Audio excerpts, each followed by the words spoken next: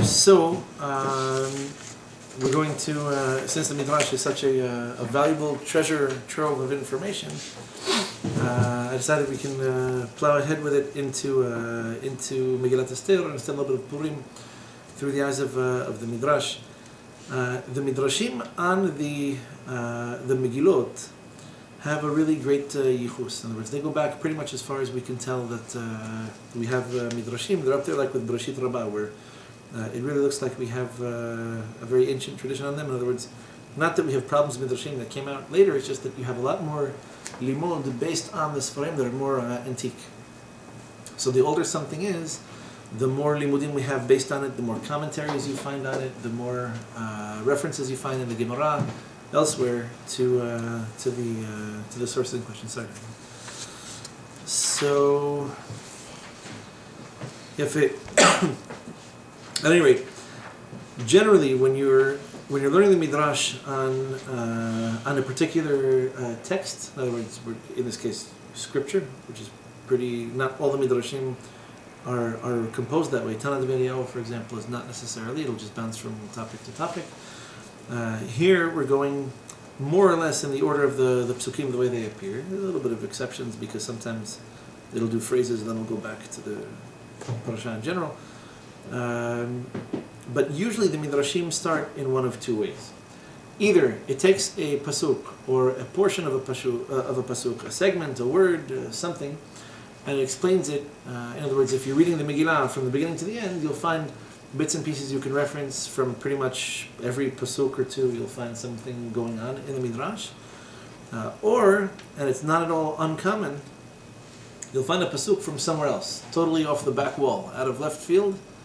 And the Midrash will tell you this pasuk that appears somewhere in Iyov or Tehillim or Mishlei, what's it talking about? That crazy king, destroys the king. Oh, this is referring to Ahhashwerosh, or it's referring to Abimelech, or it's referring to a whole bunch of other.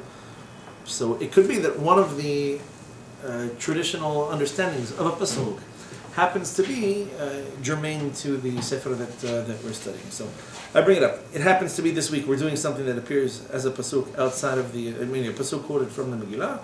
We may just as well come across midrashim that begin totally out of nowhere, and they imply at least a little bit of understanding of what's going on outside of the bounds of this particular sefer at hand. So, without any further ado, if you go to what I photocopied there, so ignore the half columns. What we're focusing on is the bottom of the right column and the first third or so of the second one. So the beginning of the Megillah, and there's an introduction to the Midrash that also talks quite a bit about other things, but this is the beginning of the Megillah. It's the first chapter, where it describes that Ahhashwerosh has now consolidated his hold on 127 countries in his empire. This is also, the Gemara explains to us, the consolidation of the Persian inheritance, let's say, of what used to be the Babylonian Empire. Ahhashwerosh married into it, and he moved the capital of the empire out of Babel into Shushan, into the city of Shushan, which incidentally, academics tend to hold, it looks like it was a somewhat artificial city that was built for this specific purpose. It's not like it has a very long historical record to it. It seems to have been preferred by this particular king and a few after him. So, the pasuk in question is, if you look where the aleph is, right at the very bottom of the column, so Ahhashwerosh has a big party. He's celebrating now that he is officially in charge of 127 other countries that constitute his kingdom. He decides to throw a party, the same famous party to which he invites Vashti and she doesn't come. And the purpose of this party is he is showing off, he's bragging about Osher Kevod Malchuto, about the wealth of the honor of his kingdom. Right? It's actually an interesting phrase. Osher Kevod Malchuto, the wealth, the richness of the glory, the honor of his kingdom. So what exactly is the nature of this wealth that he's flaunting? There are a number of opinions. The first ones aren't very directly related to what it is I'd like to do a little bit later. It's more in the second. I just wanted you to get an understanding of what the Midrash is, where it's coming from, where it's beginning. So דבית רבי ינאי וחזקיה, תרבחון אומרים, שישה ניסים היה פותח ומראה להן בכל יום. So effectively, Ahhashwerosh would put all of his wealth on display, and nes in Hebrew means a pedestal or some kind of a stand. So basically, it's like chambers and chambers of wealth that he would show off on every single day. You have to say, today this is on display, tomorrow that's on display. I mean, a museum doesn't show everything that it has in its archives, but rather it shows you certain things. And every time you look at it, you focus, you say, oh, it's interesting, it's things I haven't seen before. Everything is open all the time, you get used to it, it doesn't look very impressive. So he's looking to make an impression. Rabbi Chaim Rabba Amar, Minei Tziot Hara Lahem. So apparently he was a big fan of light games or light shows or exits and entrances. So it could be that he's trying to prove himself, or to prove how powerful his kingdom is, just by virtue of the fact that either he's spending tremendous amount of money on them, or that the exits themselves, it seems that the Mefarshim seem to prefer Yetziot in the sense of expenses, not in exits from his kingdom. But typically a kingdom, a palace would have lots of doors and lots of chambers. So he liked to spend money. He liked to throw fancy parties. You see throughout the Megillah that he does this. He's not shy about his money. We're introduced this way to him before we even know of Vashti or of Esther. We know that Ahhashwerosh has a lot of money and he enjoys playing with it. Okay, Rabbi Simon Amar, Seudat Eretz Yisrael hara lahem. He put on a spread. He put on a seudah, apparently something smacking of the meals that used to be thrown when Shlomo was the king in Israel. So just like they had fancy, lavish, luxurious, expensive gourmet meals at that time, he was having meals that could compete, and he would like to show this off and show people and invite people to the meals that he had. It wasn't just I have money; it's come take a look at what these exotic things, unusual things, or these expensive things that I get. People should see, and they should be in awe of me and my wealth. Rabbi Levi Amar, by the way, interestingly enough, and parenthetically, very often you'll find amongst the different opinions in the Midrash, one opinion that we grew up just swearing by, as if like it's the only explanation for this particular pasuk. This is a good example of this. Rabbi Levi Amar, Bidei Kiuna Gdora Hara Lahem. Right? So what was he showing off? What was he flaunting? He was flaunting the clothes of the Kohen Gadol. There was apparently a big deal in conquering Israel, conquering the Beit Hamiqdash, and then carting off all of the utensils that used to be in use inside Beit Hamiqdash. So specifically, and he proves this through the pasuk.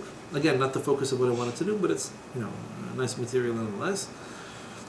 Ne'emar kan tiferet gedulato. So here he's bragging about tiferet gedulato, about the glory, the grace of his greatness.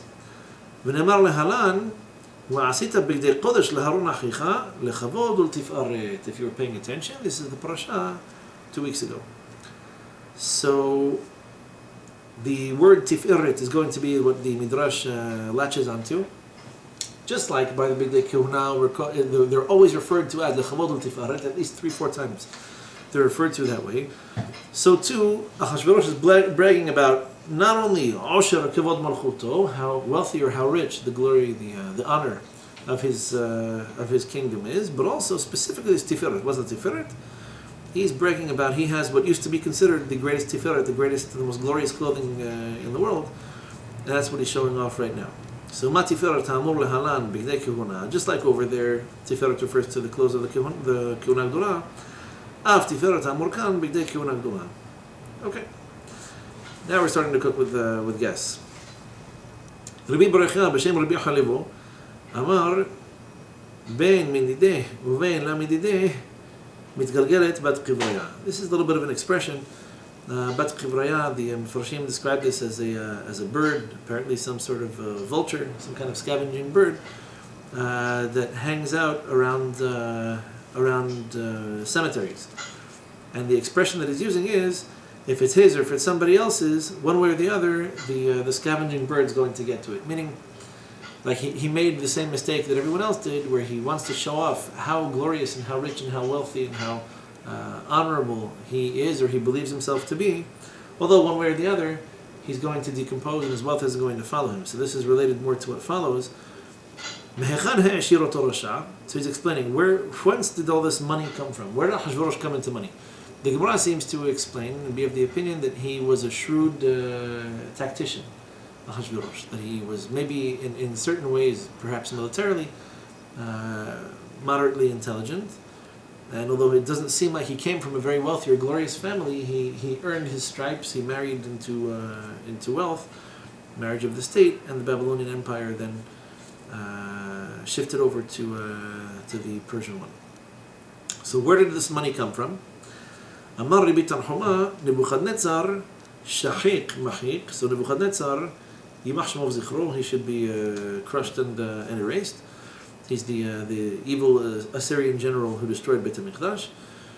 Sigel kol mamono shel olam. So he, by conquering the Middle East and North Africa, Egypt, a few other places, effectively the wealthiest and most developed economies of his time, so he gathered money from the entire world.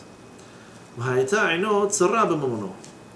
Nebuchadnezzar, his Einot Tzara b'mamono means he was always worried about his money, worried about it as if it's not enough or it's not going to last.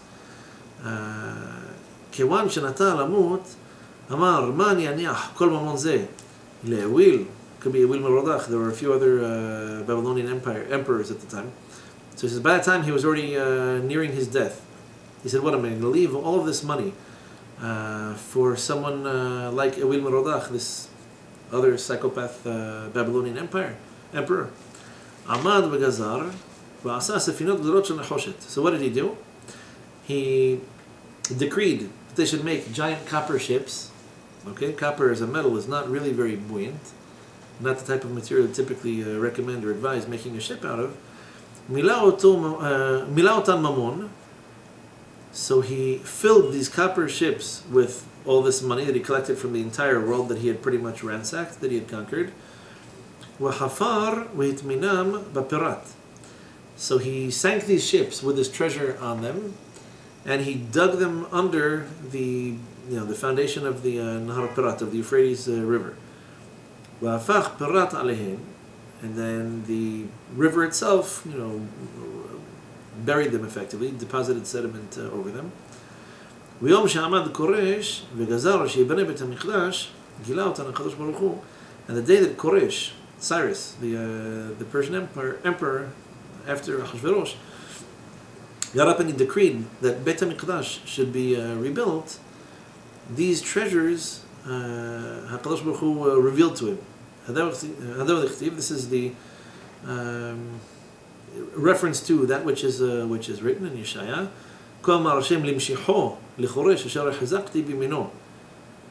So this is the word of Hashem. So said Hashem to his Mashiach, Koresh, who, by the way, we'll discuss Koresh in a minute, but he's referred to as Mashiach, meaning anointed, as if to say this is a king that Hashem specifically chose to fulfill this particular purpose. Asher hazakti bimino lered lefanav goyim v'chumer. So he's the one that I supported with it. I strengthened, or I supported his right hand to dominate, or to that goyim that nations should become subservient before him, etc. U'sha'arim lo yisageru. And the gates that should never be closed. And then afterwards, in the pasuk, it says,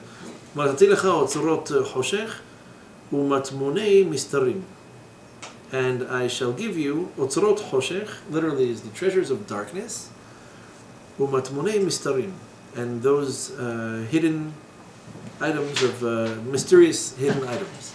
Mistor in Hebrew, like seter. Seter means something that's hidden, something that's out of sight. So mistor is something that is out of plain sight. That's the etymological root, although most of these imbeciles don't know it, of the word mystery. In English, mystery is just a Hebraic root, simple enough. Something that's out of sight, or that you don't know, that you can't understand. Okay, that's a big mess of a Midrash. It requires a little bit of explanation as to how we got to all of this. just to recap the simple facts that are cited by the Midrash. And incidentally, the Midrash gives very vivid descriptions sometimes of events that aren't explained in the Tanakh. Often enough, this is the background to what's in the Tanakh. If you just understand the way the Midrash explains it, this is why this particular story follows that one. This is why this king succeeded, that one failed. This is what happened in the interim, in the meantime. Why was this one appointed king? How that was deposed. So, effectively, we began with Ahhashwerosh bragging about all of his wealth, all of his glory, all of his honor. And he's bragging about specifically according to the last opinion that we read, he's most proud of the clothing of the Kohanim, of the Kohen Gadol. This is like one of his greatest accomplishments, a crowning achievement for him. That he has the clothes of the Kohen Gadol, wearing them or playing with them, whatever it was, on display. And on this topic, we go off on a bit of a tangent. So, like, where does all this money come from? I mean, if they conquered Israel and they confiscated all this wealth, that would account for at least some of it. Wouldn't necessarily explain all of it. So we get the background explanation is, well, if you follow the history of this Babylonian Persian Empire, you would know that Nebuchadnezzar, who destroyed Beit Hamiqdash, by the way, how many years after Nebuchadnezzar and the destruction of Beit Hamiqdash was Ahhashwerosh? 70. 70 years. So it's within a lifetime, right? Maybe a relatively long lifetime, but a lifetime. So Nebuchadnezzar comes into Eretz Israel, right? And to be fair, anti-Semitic, sure, he was a psycho, but it's not like this was his only conquest. He was maybe especially proud of it because at the time Beit Hamiqdash really represented a Jewish empire of sorts. So he conquers Assyria, and he conquers Tir, what they call Tzor, Lebanon, Turkey area. He conquers Egypt, and it seems almost like we were a stop on the way. It wasn't. The whole purpose of his life was to destroy Beit Hamiqdash. There definitely was gold and silver and some very valuable items they took from Beit Hamiqdash. As far as we know, most of these things are at least plated with gold and silver, even if they're wood on the interior. And Nebuchadnezzar, who went around the world conquering countries, conquering kingdoms, conquering empires, and collecting money, he fills such a vast treasury that he doesn't know what to do with the money. Well, he knows what to do with the money, or he knows what he doesn't want to do with the money, which is he's not going to hand it on to Ewil Merodach, who's one of the subsequent emperors in between him and Ahhashwerosh. That I'm not doing, and instead I'm going to bury this massive amount of treasure in the middle of the river. This man clearly could have buried it at sea if he wanted to, but for some reason he buried it in the river, in the Euphrates River. And this is the source of whose wealth now? Ahhashwerosh's son. Well, Ahhashwerosh was the one in question. The Midrash seems to be asking the question, where did his money come from? And the answer we're giving is what? It began with Nebuchadnezzar, and it like passed over or missed Ewil Merodach. And by the way, Ewil in Hebrew means evil like it does in English. That's another Hebrew root. E-V-I-L, where there's no V in Latin because it's a U, it's a wa. So Ewil, literally Ewil. So he decides he doesn't want to give the money to Ewil Merodach. And so what does he do with it? He makes copper boats, like the rest of us. He fills them up with money, because the money wasn't heavy enough to sink a wooden ship, right? Now he's got to fill up a copper ship. He sinks the money to the bottom of the Euphrates River. And this is the source of whose wealth? Just remind me who we're talking about. But the Midrash is Koresh. What? Right. Well, Midrash is Koresh at the end. Oh, but it starts with Ahhashwerosh. But we started this. Right. This is supposed to be an investigation of Ahhashwerosh's money, right? So the IRS comes to visit the ancient Persian Empire and says, "Hila, it is what it is. But what is it that you're sitting on? What kind of assets do you have to your name?" He says, "Oh, very simple. Go all the way back to Nebuchadnezzar. You'll see that he didn't want to give the money to the next emperor, so he buried it. And Ahhashwerosh benefited from it. He saw it, he touched it, he spent it, he played with it, he bathed in these coins, and like, what could he do? He's certainly proud of showing off whatever he has his hands on. Bigdei Kehuna, so he shows them off. He has his hands on Klei Michdash, he shows them off. And we're told that at the end, Koresh is the one who not only accessed these funds, but actually did something with them. So Koresh is the one that's referred to by the Navi Yeshaya as a Mashiach, and he's the one who, if you're familiar with his background, what did he do, Koresh? He's the one who rebuilt the Beit Hamiqdash. Right. Not only did he give the permit for it, not only did he allow for this to happen, he actually funded it to a certain point. But at some point he soured on it, but he did sponsor this out of his own imperial money. Now, it seems like he had an awful lot of money he didn't even know he had. And the Kadosh Baruch Hu implies via the Navi that this was intentional, this was meant to reach him. He's the anointed one, he's the one who it was determined would be reconstructing the second Beit Hamiqdash. So How do we know? Because it's not only is he called Mashiach, and the one that Hashem supports him, that Goyim should become subservient, should fall before him, but we also know that there's a pasuk that says, the Navi continues to promise him that he'll inherit what's referred to as Otzorot Hoshech, the treasures of darkness, Matmunim Historim, these hidden objects, these hidden items of mystery, of invisible, etc. So We're done. You can go home and we'll just take it from here. Ahhashwerosh is now part of the same dynasty as Evil. So, of course he is. He inherits the empire that they had constructed. There was at least one other emperor in between. So that would have happened even if Nebuchadnezzar wouldn't have hid the treasure, because eventually we go to Evil, and from it goes to Ahhashwerosh, and from Ahhashwerosh to Koresh anyway. Well, if you know anything about emperors and empires, Well, they're going to spend the whole money in between. Ewil Merodach could have gone on a cocaine binge and just snorted the money up both his nostrils. I don't know. If he were Italian, maybe he would have spent his money on something else. But Or wisely, I would say. right, of course, make more judicious investments of his time and efforts. So you're saying the money would have passed automatically from Nebuchadnezzar to Merodach, eventually to Ahhashwerosh, and ultimately to Koresh, right? So why hide the money in the meantime? It's a fair question. You buried your treasure, so maybe another question we can ask is, why does Ahhashwerosh even appear in this Midrash? What relevance does he have to the discussion at hand? Maybe we can say, in theory, because he is the emperor, if the boats were found in his time, then the money would have belonged to him. You agree with me that if you have the authority to cut off people's heads, probably, if money like this were found, you would take it and kill anyone who tried to take it, right? Maybe I'm going out on a limb. Sounds reasonable to me. If I own the entire empire and I control everyone who's in it, so it might have belonged to me, technically, I just may not have known where it was, right? On any given day of the week, that could be my wallet, my glasses, my keys.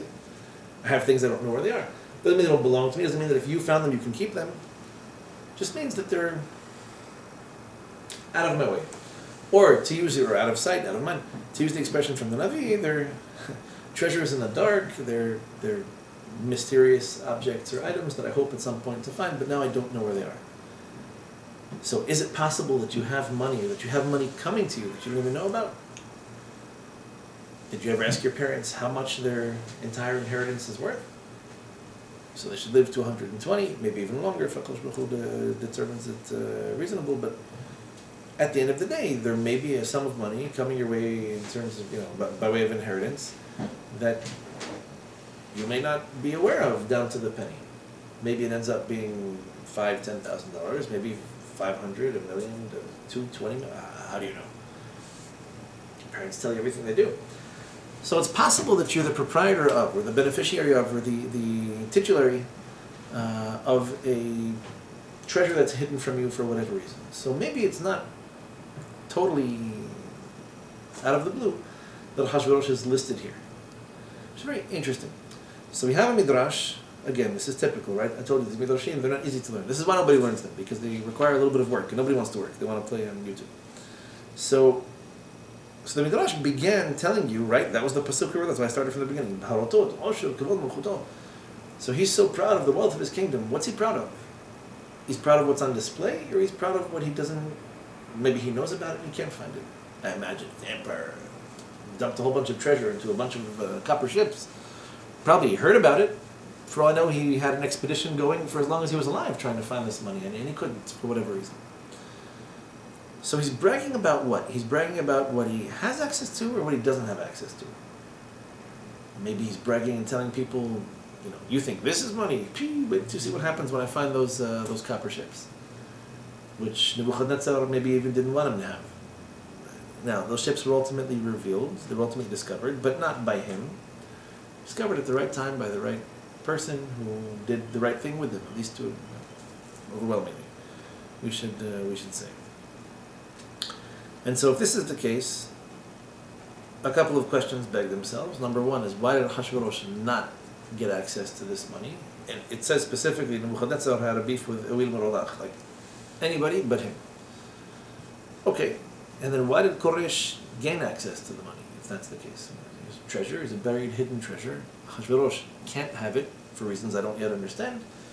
He certainly would have been happy to brag about it, put it on Facebook, but then we have Koresh, who incidentally doesn't brag that much about how much money he has, though he probably has much, well, apparently more than his father. And here we're told that it was revealed to him, it was the right thing to do, and he did the right thing with it. And these promised hidden, mysterious treasures were going to be revealed to him, like it was divinely ordained from the beginning. It was going to be this way. Well, very, very interesting. Here's a question. Okay, a little bit out of left field, but that seems to be the theme for the night. How did Nebuchadnezzar collect this money to begin with? This does become Ahhashwerosh's wealth. I mean, it's his inheritance, just it was hidden from him in a way that he didn't have access to it. But really, as the emperor, he owns this. Like, he could probably borrow against it if he needed to, because it really is part of his net worth. How did this money come into being? The Midrash troubles itself to tell you, where it comes, what's the origin of it. So where does Nebuchadnezzar get all of this money? By from winning the war against conquering empires, decapitating men, and plundering the women. Well, it's still going on today. It's not like this is a new playbook. So the money, it has good, happy origins, or it has bad ones? Now, I'm no Yohan Maleh, but if I had to write the script for the reconstruction of Beit Hamiqdash, I would guess the money would come from some sort of gmach, some sort of public collective initiative, let's say machatzit shekel, and not that it would come from ISIS, because that would be weird. That would be really weird, right? Like ISIS comes and say, well, guess what? We've decapitated enough people this month that we have a budget we can spend on buying things for Beit Hamiqdash. You go ahead and buy your olive oil and your skins and your gold and your silver. But it's also money coming back to where it was, because among those Conquered? Okay, well, conquests. Conquest, there was also the first Beit Hamiqdash. So it goes back, you with the money, also with the money of the first Beit Hamiqdash, you rebuild the second Beit Hamiqdash. Okay. I don't know what percentage of the money was Beit Hamiqdash money and what percentage of it was Syrian, Assyrian, Lebanese, Turkish, Egyptian, plus, Tov, I don't know. The question, it'd be up in the air. Do you really want Beit Hamiqdash to be built with blood money, with conquest money? Like, even if it was the money that they conquered from us and they took before, okay, so whatever percentage of it was is one thing. Just, why is the money being handled by generation after generation of a psychopath, murderous emperor, psychopath, murderous, misogynist emperor, and then it just weirdly makes its way back? To me, this is strange. Why? Well, I wouldn't be so troubled by it were it not for the fact that we have psukim along the lines of Etnan zonam mechir kelev v'tzarif et Hashem Elokecha. You cannot bring Etnan zonam mechir kelev, either the wages of a woman who works in the industry of tzniut, or the money, the actual coins or bills that were used for the purchase of a dog. That money is inadmissible into Beit HaMikdash. And by extension, there are a few other things. We should have this discussion at some point, but there are some very well-known rabbis, some of whom are currently in prison, who dealings with people also in the industry of tzniut, I guess more in terms of paraphernalia, but whatever. question as to whether or not this kind of industry should be paying for yeshivot, b'tei knesset, etc. Apparently, according to some people, it is. Apparently, some people are in prison. So, the good question we should be asking is, if I'm building Beit Hamiqdash, do I care where the money came from? Would I be happy to build this with money that was plundered from Egypt? No, how bad do I feel about Egypt? Not very bad, but would I rather have money come from people being killed and having their goods and their wealth confiscated? Or would it be preferable that we take a lesson from this past week's parasha at the end of the day, right? Everybody gives. Sometimes it's an obligation, sometimes it's a tiruma, it's a voluntary thing. Sometimes the majority of the money that goes to the Mishkan was only voluntary, coming from people who really wanted to give it. And they didn't beat anyone to death, they didn't kidnap anybody, they weren't holding hostages, they didn't sell it for ransom, just people giving money that they wanted to give.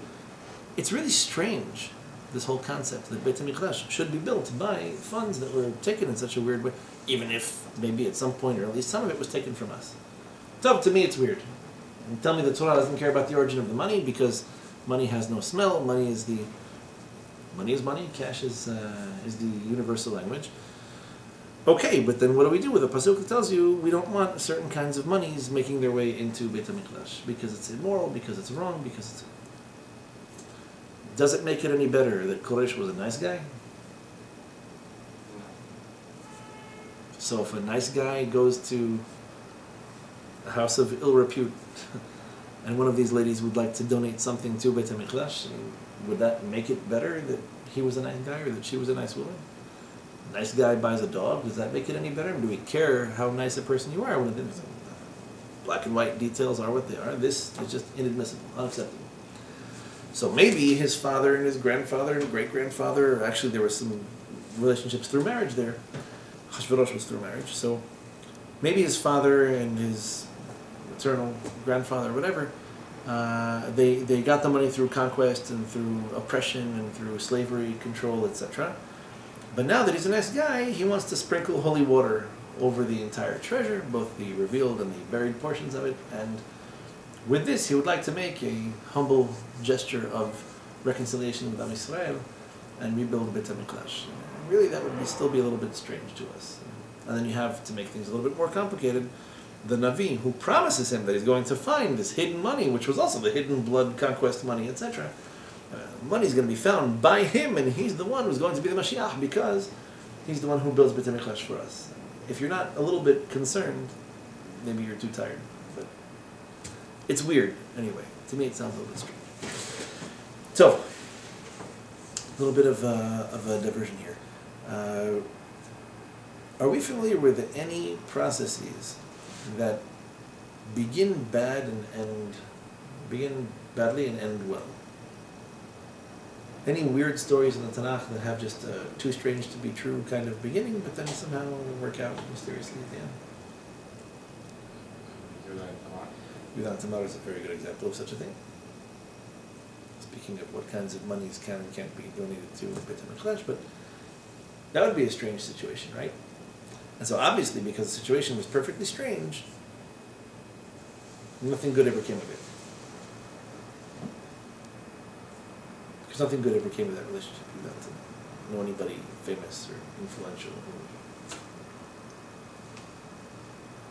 Your name is Dawid, right? You do understand it's not the Italian side of your existence. But there's a little bit of a weird story there. So David HaMelech comes into this world through a very bizarre story that happened. It's in there, it's in the Torah. How about even before this, a little bit earlier? Because David HaMelech's Yichus also happens to go back through Moab via Ruth and Moab, yeah? So where are Moab's roots in the Tanakh? Lot and his daughters. It's a little bit weird, but things happen. Alcohol.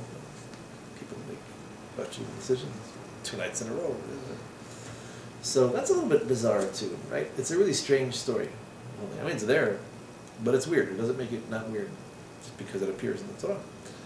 So we do have a little bit of a precedent for bizarre things being the origins of ultimately good things. In other words, it's possible that something makes some kind of a switch, some kind of a transformation of sorts, or somehow as if a really bad act or some lack of discretion gets whitewashed, it gets kind of justified by what happens along the way. Not for nothing, those are two really good examples. How immediately were the good results of these actions felt? So let's go back as far as Lot and his two daughters, right? 2-3 generations later, we see David HaMelech Mashiach. No, how about like a few hundred generations later? And in the meantime, you have to do with Moab and Ammon. And so this was actually, well, good, bad, half good, half bad, Cafe au lait, this is like really bad, most 99.9% disaster. Then one really, really good thing comes out of it. So all the Ammonim and all the Moabim were all potential Mashiachs. Not really. They were horrible oppressors of Am Yisrael throughout our history.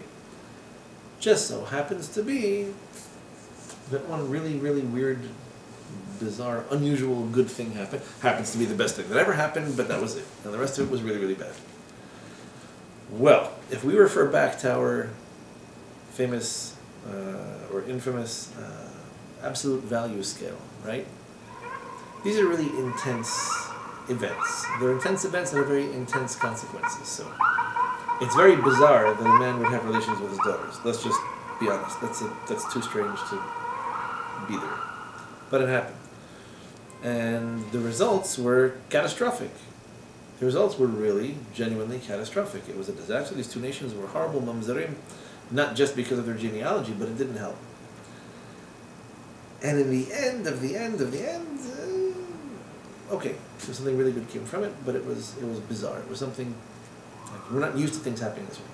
Yehuda and Tamar also, insofar as Mashiach had to come from him for reasons that Hashem determined,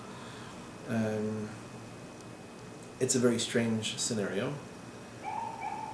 Maybe not that much stranger than a man having relations with his daughter, but okay, this is like some reason societally a little bit more accepted. But so, what happened, and then it goes through a whole bunch of crooks and turns. Again, it wasn't like this was right away that we have something very positive coming from it, but there were some tzaddikim along the way, and eventually the Beit Hamiqdash is also, the dynasty happens through. So, here's an interesting thought.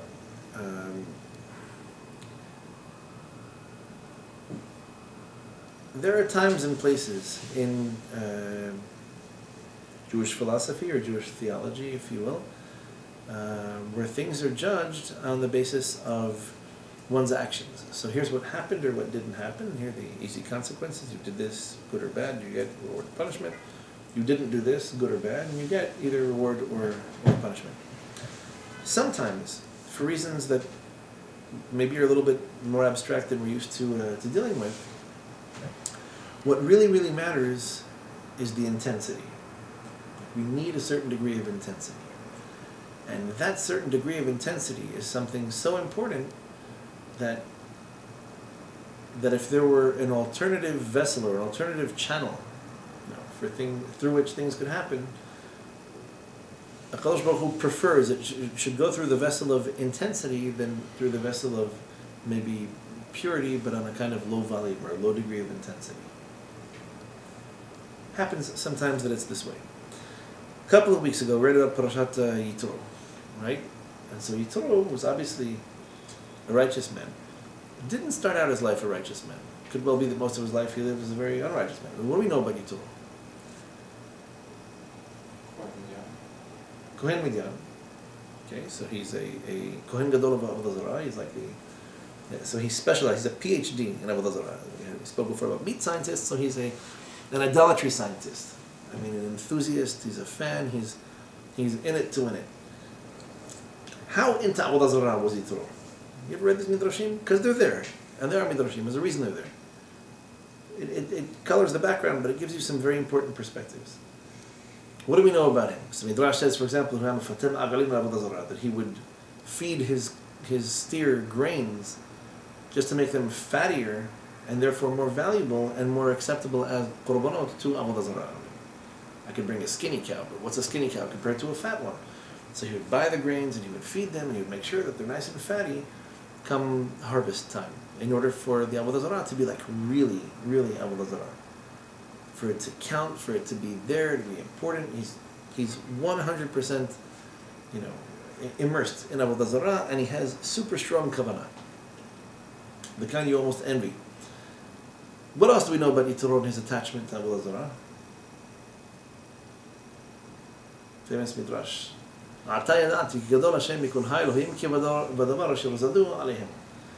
So he makes this amazing declaration. Now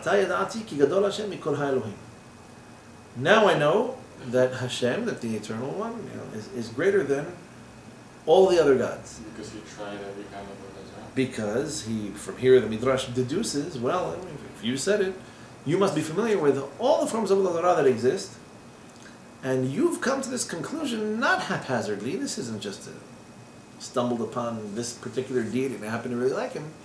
He's saying, I've worshipped every single form of Avodah Zarah, every extant form of Avodah Zarah that I could possibly have come across. This is the one, Avodah Zarah, this is the, let's say, forms of religious worship. This is the one that is truer than all of them. Why? Because Hashem did to them what they planned. It was like midah keneged midah. I've never seen an idol or a deity or a god or a constellation that could pull that off. The exact same way they oppressed the Jews, and they all get punished the same way. It's amazing to me. So what he's telling you is, I've worshipped every single statue, every star, every speck of dirt or grain of sand you could find. My conclusion is, Hashem is the greatest of all the gods. And it's not because I don't know what I'm talking about. I am a connoisseur of Avodah Zarah. No one on this planet knows more about it than I do. And this is the man who's not only, technically Moshe Rabbeinu's father-in-law, so he figures into the dynasty of Am Yisrael, the history of Am Yisrael. Moshe has married his daughter, which, if you think about that, right, of all the nice Jewish girls that went to Stern College back in the day, he couldn't find a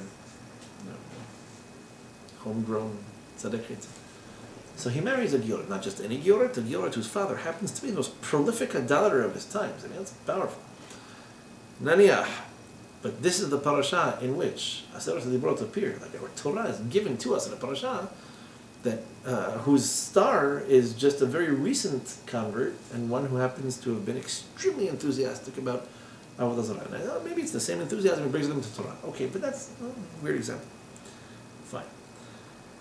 Who else do we know that has the similar personality type? In chronological order, the next one, at least in my studies, what I've come across, happens to be I guess this is again one of these things. You just talk about Italians and the theme recurs. Raham Azona, you're familiar with her background? Okay, and she's referred to this way even though she converted, became a tzaddik. It must be similarly referred to Unkru Sagir. It's praise to her that she made such an extreme makeover from what she was doing to what she did. So Rahav makes a comment to Yehoshua and Kalev when they're coming through as the good spies, and Kalev and Pinchas. Sorry, Yehoshua sends Kalev and Pinchas the second attempt at spying the land, surveying the land, and she says to them that, I know you're representatives of Am Yisrael. I know this nation is blessed. This nation has been helped by Hashem. We all heard about the splitting of the sea. And she says, you're going to come in and inherit the land just like Hashem promised you. Why? Ki lo kama ruach be'ish. For no man has the spirit, the spirit hasn't been awoken in anyone. Very funny formulation of a pasuk, where she says, lo kama ruach be'ish. Like no man's spirit has awoken or has stood, has come up. So Midrash breaks this down a little bit and says that's a kind of bizarre way to put it. What happened since the 40 years that had passed, right, since the splitting of the Red Sea and our entrance into Eretz Yisrael? So Rahab is telling them there's no man in the entire land of Canaan who was capable of having relations since then. Marital relations. Or extramarital relations in her case, or pre or post-marital relations, however you want to look at it. So the Midrash goes on and explains, from here, you must deduce, you must come to the logical conclusion that Rahav had relations with every ambassador, dignitary, officer, general, I mean, like anyone who is anyone in the world, all politicians, but at the end of the day, they're all the same. That she had entertained every single man of influence in terms of politics or maybe military, and that, like, who would know better than her that she could make such a statement?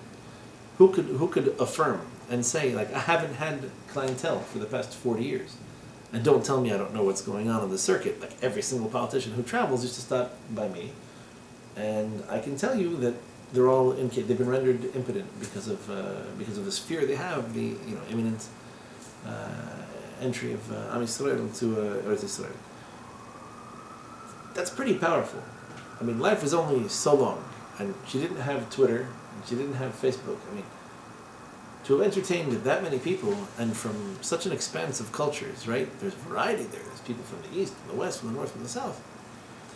So that speaks to quite a bit of intensity. I mean, you'd have to dedicate your life for quite some time to this, and in order for it to work out. But she pulled it off.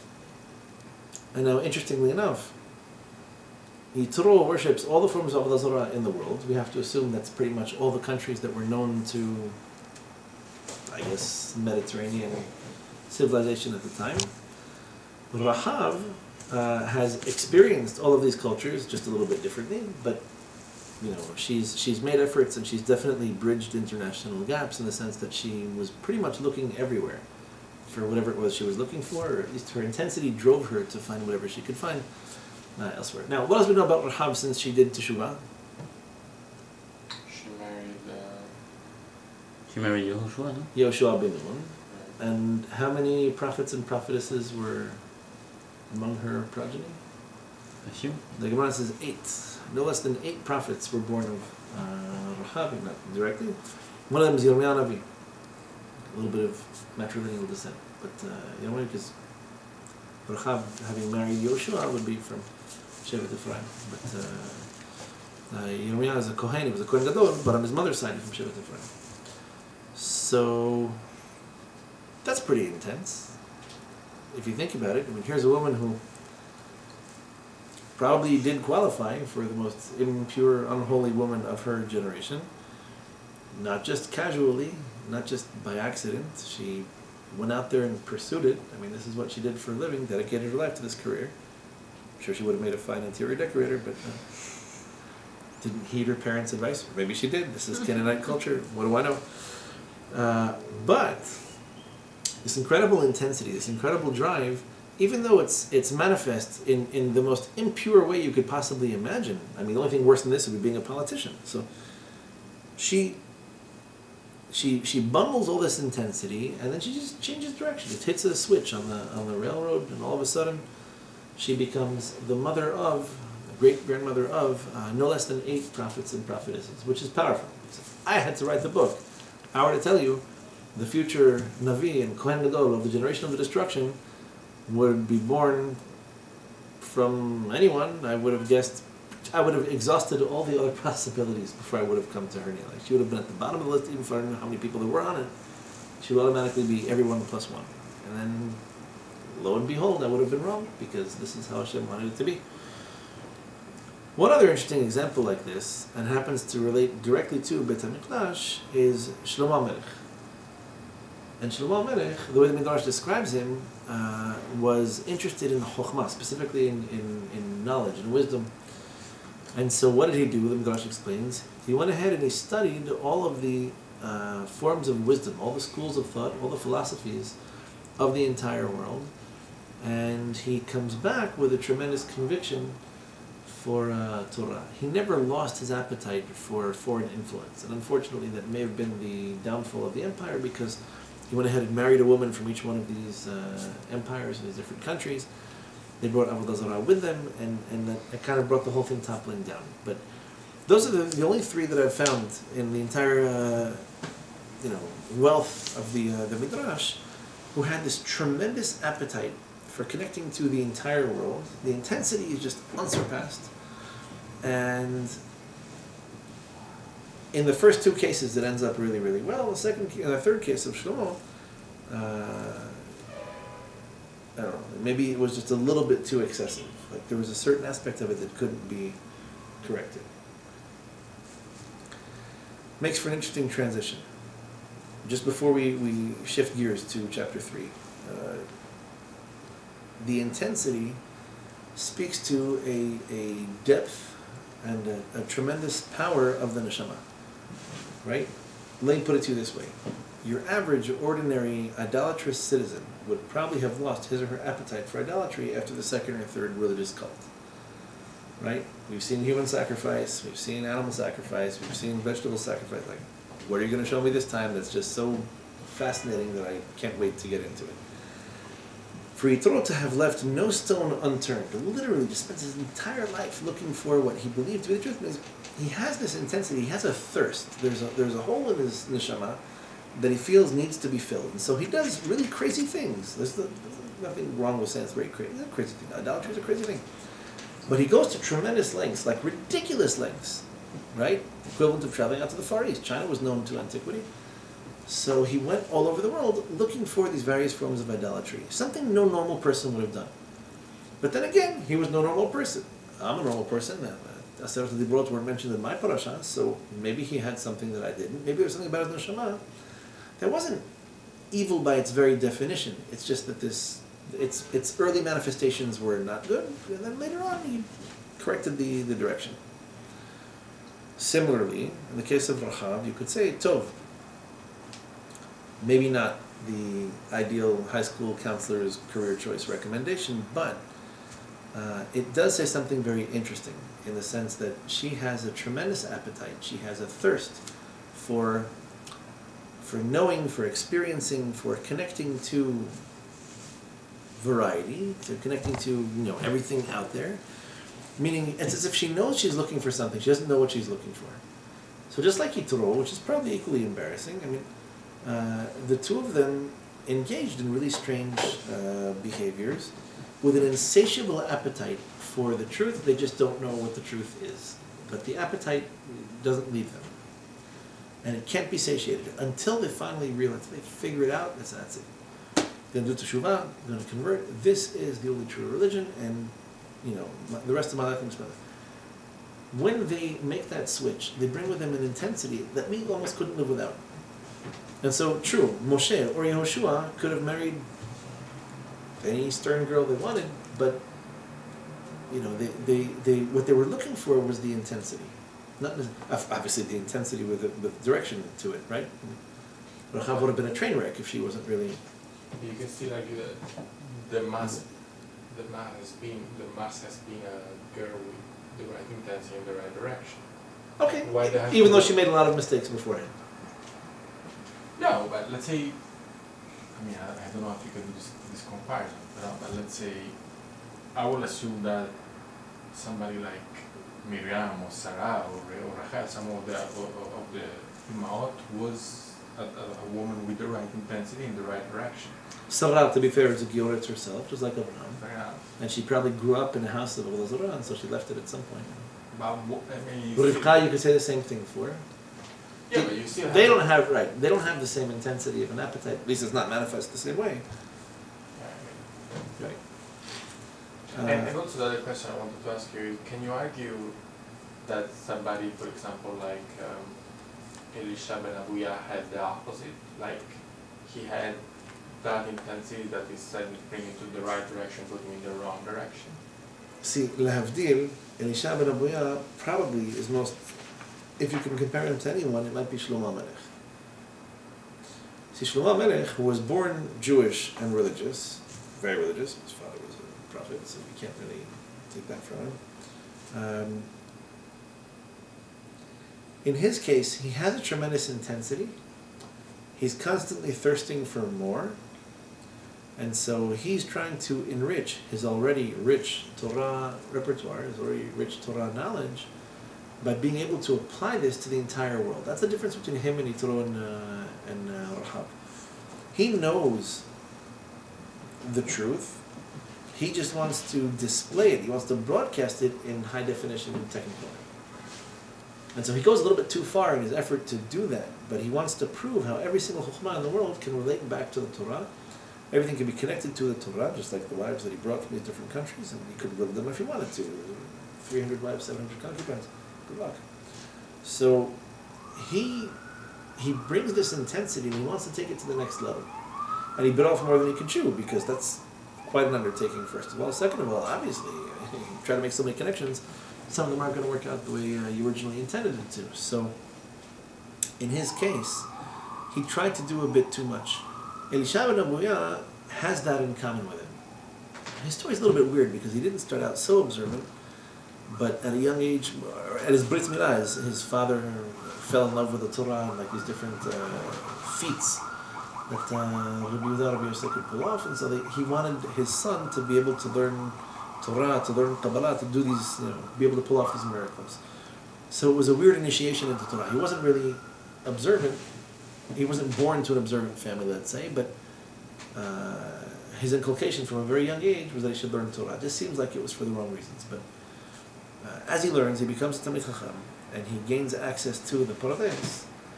That's where he starts to lose it. But he starts to lose it because he's looking into other forms of Chokhmah, other manifestations of godliness, and he seems to lose the point.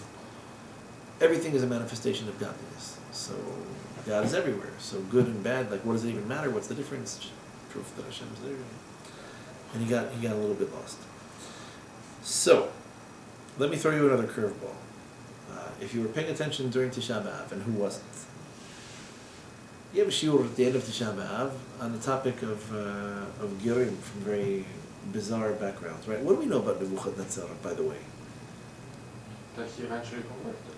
That he himself wanted to convert, and although he wasn't really accepted, his descendants were. In other words, the man who destroyed Beit Hamiqdash came to regret what he did, wanted to do teshuvah, and Hashem, the way the Gemara explains it, Hashem was willing to accept Masechet Sanhedrin. Hashem was willing to accept him. Malachei Asharet were not having it, meaning at the root of the thing, it would have been possible, and it's just that maybe for procedural reasons, the line had to be drawn somewhere. This is just too much. Come on, it's like Hitler coming back and saying, "I made a mistake."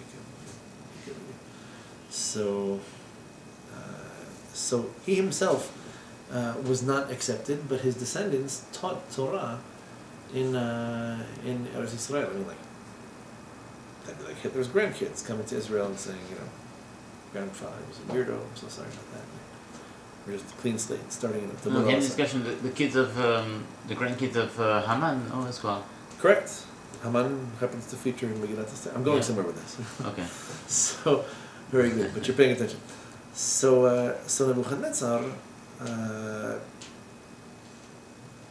with all of his insanity and with all of his crazy intensity, happens to be one of these bizarre figures who just has this obsession, megalomania in his case. We didn't see this by Yitro. Maybe Rahab was trying to conquer the world by other means, but in his particular case, his thing is military control. So he wants to conquer and pillage the entire world. And he does.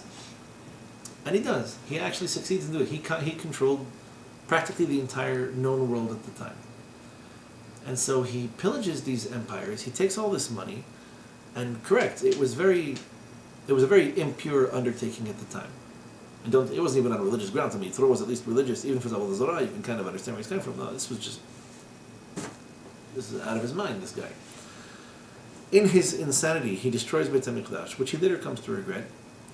And so here's the Midrash telling you, the man is sitting on a tremendous store of money. We would call money, let's say, potential, right? Because money, it's there. It's liquid. You can do what you want with it. You can buy good things, you can buy bad things. You can fund good construction projects and bad construction projects. You can give it to the government and watch it disappear.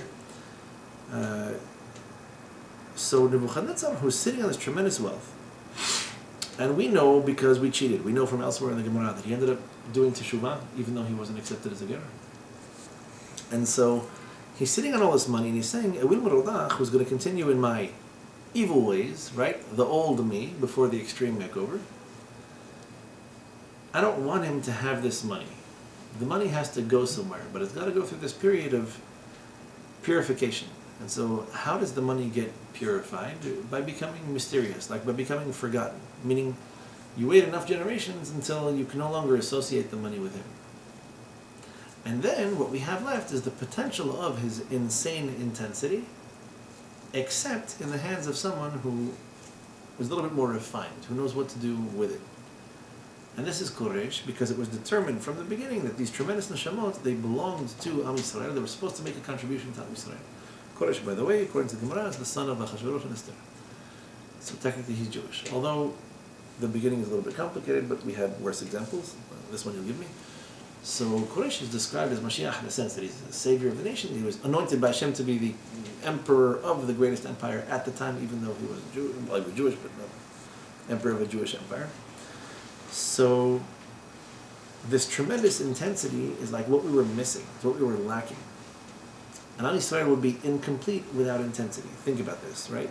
Nevi'im like Yeshaya, who rebuked the nation for being guilty of things like he calls mitzvat anashim melumada. People's mitzvot, they learn them by heart. They do them without thinking. There's no kavanah, there's no intention. Yeshaya is saying, I miss intensity. I'm not looking for a crazy intensity. I'm looking for, unlimited, out of balance, out of whack kind of intensity. I'm looking for real intensity, spiritual intensity. Almost as if to say, I miss the days of crazy people who had, an intense thirst and who ended up finding the truth just because they were so thirsty for it, because nothing would satiate them, because every time they saw something that looked nice and sounded nice and felt and tasted nice, just wasn't the thing. I'm going to keep on looking. I know it's not it. And only someone who has such an appetite, only someone who has such a nishmatic attraction to the truth can actually discover it, can actually find it. Beit Hamiqdash, and I'll prove this to you from 1,000 different places, was not destroyed because people were indifferent. There are very few people who just happen not to be frum, as we say. Not people who were religious and hated each other. That you had a lot of. That seems to persist to this day. But you had a lot of people who were religious and intense, just off in a wrong direction. You had people who were religious but not very intense. This is what it is. Okay, Beit Hamiqdash, it's cute. Prophets, we had a few come and go. It's not a big deal. I do my thing, you do yours. And this was this indifference, this cavalier attitude that people had. This was unforgivable. If you don't feel strongly about your mitzvot, you don't feel strongly about what the Nevi'im are telling you, if you don't feel strongly about the rest of the nation, in such a way, in such an intensity that you can actually influence people, you care about what they're doing, and you wish they would do more and do better, and you actually devote some of your time to doing this, you're not deserving of Beit Hamiqdash, which is the source of the greatest spiritual intensity on the planet. We have such a rebuke of the Sanhedrin. The Gemara says the Sanhedrin were the first ones to be exiled. Why were they exiled? Tanan of Eliyahu Navi, he's entitled to say it because he has that kind of intensity. He says the reason the Sanhedrin were the first ones to be exiled, it was the first religious group to be disbanded before the entire nation was sent out, because they didn't shackle themselves with iron shackles, like prisoners would walk around, and go from town to town and village to village teaching people Torah. In other words, they saw their job as something goes wrong, you call me. Go ahead and come to the Beit Din, feel free, we'll give you a schedule, a time, we'll give you a cup of tea, a cup of coffee. They didn't see their job as actually teaching Torah in a proactive way, like I care that Torah should be observed, and therefore I go ahead and initiate these discussions. Scholar in residence, we can speak, we can try to inspire people, talk about the school curriculum. It was, okay, something goes wrong, come to Yerushalayim. But that nonchalant attitude was what contributed more to the destruction than it did to the reparation, so to speak, of Beit Hamiqdash. So in a very bizarre and weird kind of way, Ahhashwerosh is right in the middle, meaning he has a crazy intensity. He's certainly fond of his 127-country empire. He doesn't have access to that depth just yet. In other words, he controls the whole world, doesn't know what to do with it, doesn't know why he controls it. And Koresh starts to make sense of it. Yes, Nebuchadnezzar was a psychopath, conquered and pillaged and killed. Deep down inside, there was maybe a tiny piece of that that's actually positive. Most of it's crazy, but some of it's positive. If he used that same intensity and did teshuvah, he could have achieved tremendous things. So the Midrash is telling you this treasure that he had is buried, hidden until it's revealed. There's an expression like this, by the way, when it comes to Girim. So a family converts, and let's say they have daughters that want to marry Kohanim, right? Converts, Kohanim, not really a healthy situation. But The expression that appears in the Gemara is, how long does this go on? What if it's a granddaughter, but everybody still knows the family is a family of converts? The Gemara says, until people no longer associate them with being converts, meaning great-great-grandfather, nobody cares anymore, nobody goes back that far. Could be 2 generations, could be 3, but sometimes the name or the reputation kind of sticks, and then eventually over time it dissipates. So Nebuchadnezzar, no, the Shekhinah couldn't accept this. How could this, the same guy who destroyed Beit Hamiqdash, killed so many people, for him to convert, it's too much, too soon, as they say, too soon. He desperately wants to start making good on what it is that he ruined. He has that intensity, he has that craving, he has that appetite. It kind of passes a few generations before all of a sudden it makes sense. Why all this power? Why all this wealth? What's it good for? It's good for Beit Hamiqdash. What else are we doing here? But it was too close to the Nebuchadnezzar. People still remember him. And they would curse him and they wouldn't participate, or it just wouldn't make sense. So it happened that it passed on till it reached Koresh. Maybe a couple of interesting lessons we can learn from this before I let you guys go, but you sometimes see people who are a little bit off kilter, right? It's not to say that they don't have any good to them. Maybe the direction is not working, but you really need to hesitate before judging someone and saying, this is wrong, this is acceptable, we have to reject such a person shouldn't be allowed access to Beit Knesset or Beit Midrash or to a school. When it comes to Shidduchim, people have weird behaviors. It's not to say that who doesn't have weird behaviors and idiosyncrasies. Sometimes people are a little bit intense in an almost off-putting way, and the goal would be to find a way for them to manifest this intensity such that it contributes positively, doesn't alienate them or other people from Torah, mitzvot, etc. But it's an interesting walk through Jewish history where strange things don't seem to make sense, and the Midrash is just teaching you something much, much deeper than this, that has profoundly deep roots, and it helps to have a little bit of knowledge from other places, but the idea that this Nebuchadnezzarian intensity actually could have had a place in Kedusha, and ultimately did to a certain extent, is pretty powerful. The same psychopath who destroyed Beit Hamiqdash had descendants who were teaching Torah, teaching about the reconstruction, how important it is to go back to Israel. I mean, it's HaKadosh Baruch Hu and his sense of humor. So, we'll leave it be for now. With God's help, we will meet next week. I'll pull some interesting midrashim from Esther Rabbah, and we have 2 more Before Purim? classes before Purim. Yes. And then we have 4 or 5 classes before Pesach. Okay. We will do our best. Chazak.